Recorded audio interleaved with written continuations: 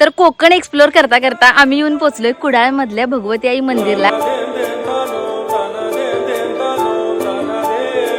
Actually आम्ही चाललेलो दुसरीकडेच, धामापूरमध्ये जायच्या आधी निर्वाण स्फटिक शिवलिंग लागते, तिथं आम्ही चाललेलो, पण आमचा रस्ता चुकला आणि आम्ही दुसरीकडे चाललोय। मग इथं आम्ही आलो भगवती आई मंदिरला। कुडाळमधलं खूप फेमस मंदिर आहे आणि सुंदर मंदिर आहे, परिसर पण एकदम स्वच्छ आहे आणि मंदिराच्या बरोबर लेफ्टलाच एवढा सुंदर तलाव आहे की अक्षरशः म्हणजे पूर्ण रिलॅक्स होतं। एवढं ऊन आहे पण इथं आल्यावर एवढं शांत वाटतंय आणि खूप छान वाटायला लागले। तर 4 वर्षापूर्वी करेक्ट मी इथं आलेले याच मंदिराला आणि सेमच आहे, तसं काय बदललेलं नाही आहे, पण बोटिंग होतं त्यावेळेला इथं। आता इथं बोटिंग आहे का नाही माहित नाही, आता तर दिसत नाही आहे सध्या, पण इथं बोटिंग पण खूप सुंदर होतं। तर तुम्ही पण जर कोकणामध्ये आला असाल आणि जर तुम्हाला त्याच ठिकाणी जाऊन बोर झाला असाल का, कारण प्रत्येक वेळेला आपण मालवण बीच इकडेच जातोय, पण इथली मंदिरं खूप छान आहेत। मी दरवेळेला इथलं एक तरी मंदिर एक्सप्लोर करते।